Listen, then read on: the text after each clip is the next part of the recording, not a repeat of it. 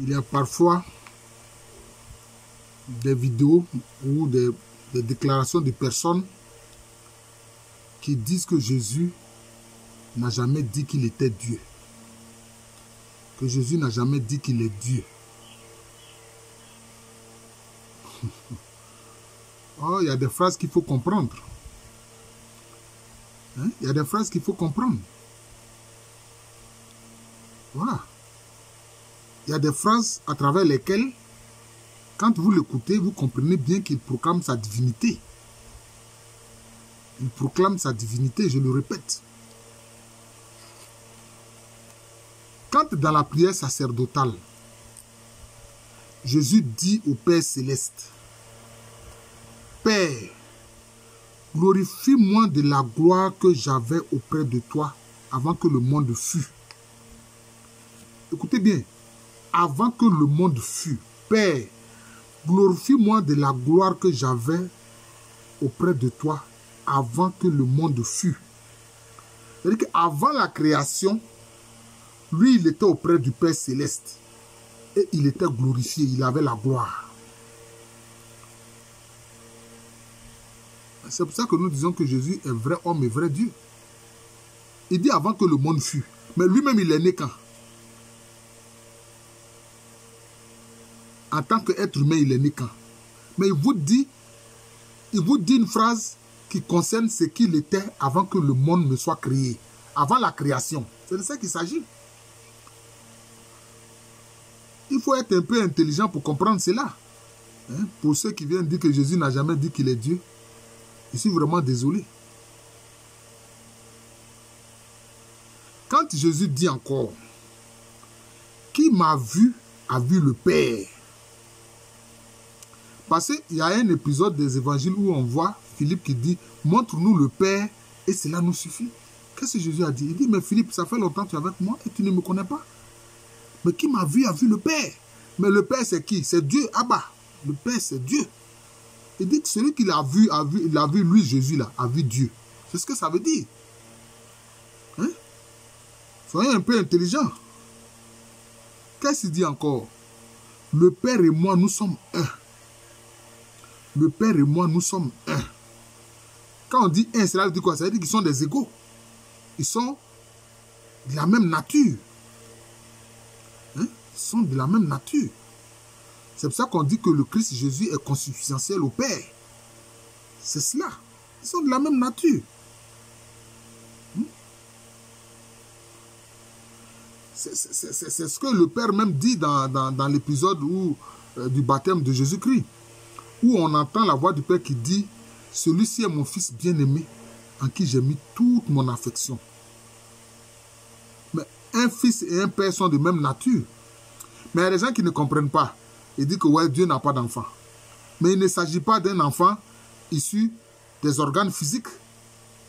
Hein? C'est spirituel. Même quand on dit que quand les chrétiens proclament que nous sommes enfants de Dieu, hein? Cela ne veut pas dire que c'est des enfants de chair. Non, ce sont des enfants spirituels. Il faut comprendre ça.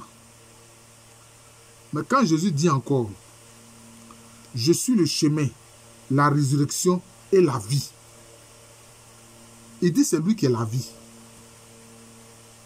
Sans lui, là, il n'y a pas de vie. Cela veut dire que votre vie que vous menez là, la création dans laquelle vous êtes là, ça vient de lui. C'est lui qui permet que tout cela existe. Mais celui qui a pouvoir sur la création, c'est qui? C'est Dieu lui-même. Donc d'une façon indirecte, il proclame sa divinité. Les gens ne comprennent pas.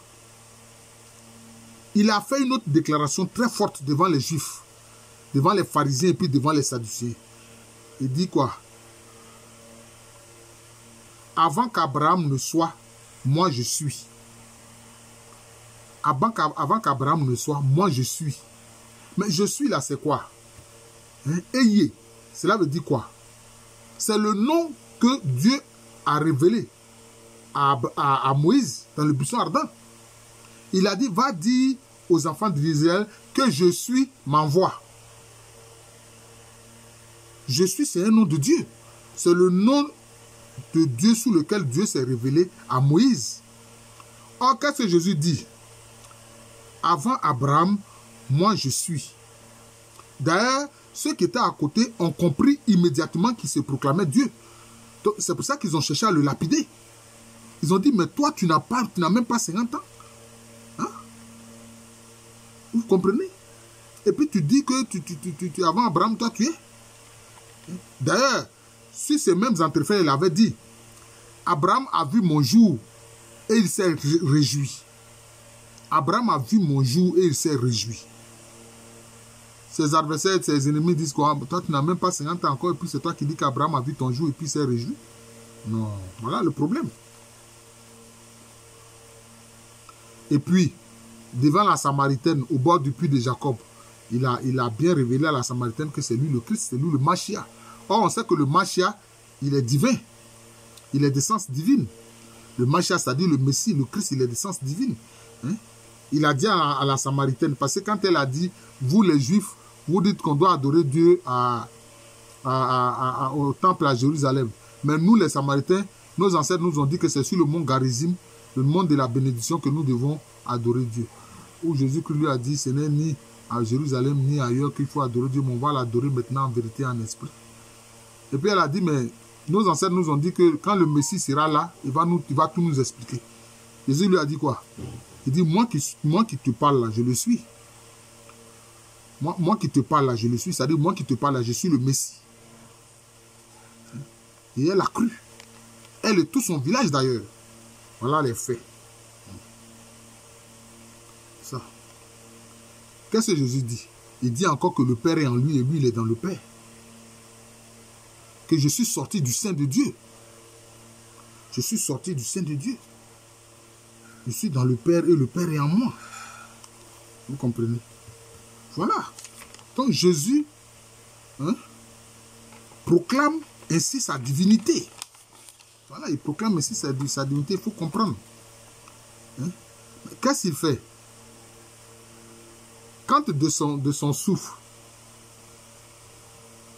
il répand le Saint-Esprit sur ses apôtres. Il a soufflé sur ses apôtres. Recevez le Saint-Esprit. C'est-à-dire que sa respiration, mais c'est le Saint-Esprit. La respiration de Jésus, c'est le Saint-Esprit. Oh, gloire à toi, Seigneur. Vous comprenez? C'est parce qu'il est d'essence divine. Il est d'essence divine. C'est aussi simple que cela. Vous comprenez? Il est aussi simple que cela. C'est aussi simple que cela. Oui, c'est ça. Donc, Jésus proclame bien qu'il est Dieu. Il est dit d'une façon indirecte. Il faut ouvrir son intelligence ou laisser le Saint-Esprit ouvrir notre intelligence pour que nous comprenions cela. Je vais terminer par là. Il y a dans le Coran, il est dit quoi? Que Jésus est quoi? Il est Kalimatullah. C'est-à-dire il est la parole de Dieu. Mais la parole de quelqu'un, c'est la personne. Parce que si on veut voir, c'est pour ça qu'on dit Jésus-Christ, il est le Fils de Dieu. Parce que la parole, c'est quoi? En français, on dit la parole. C'est d'un genre féminin, mais on peut dire la parole est fils, entre guillemets, de la pensée. Hein? La parole est fils de la pensée. Entre guillemets. Voilà, il faut comprendre ça. Et puis, qu'est-ce qu'il a dit encore? Que Jésus prenait de l'argile qu'il modélait sous la forme d'oiseaux. Et quand il soufflait sur cette argile-là, d'oiseaux représentés sous forme d'argile, enfin l'argile qu'il prend pour modeler des oiseaux. Quand il souffle là-dessus, l'oiseau devient, enfin, l'oiseau en argile là devient un oiseau vivant. Un oiseau vivant. C'est-à-dire qu'il est le souffle de vie. Ça, c'est le Coran qui dit ça. Et ce n'est même pas dans les évangiles. Ça, c'est dans le Coran seulement. C'est pour ça qu'ils ont dit que Jésus, il est Ruh Allah. C'est-à-dire il est l'esprit d'Allah. Il est Kalimatullah, parole d'Allah. Il est Ruh Allah, souffle d'Allah. Voilà, c'est cela. Donc, il faut que nous comprenions cela. Jésus est Dieu, vrai homme. Voilà. Et il le dit bien dans les évangiles. Voilà. Je suis le frère Jean de l'amour de Jésus. C'est mon nom spirituel. Et à l'état civil, je suis le professeur Alou Kwame René. Je crois que maintenant, j'en suis à 800, peut-être 48 vidéos d'enseignement spirituel et chrétien. D'enseignement spirituel et chrétien. Allez-y visiter cette chaîne Jean de l'amour de Jésus. Vous n'allez pas regretter. À l'état civil, je suis le professeur Alou Kwame René. Merci encore et bonne journée à tous.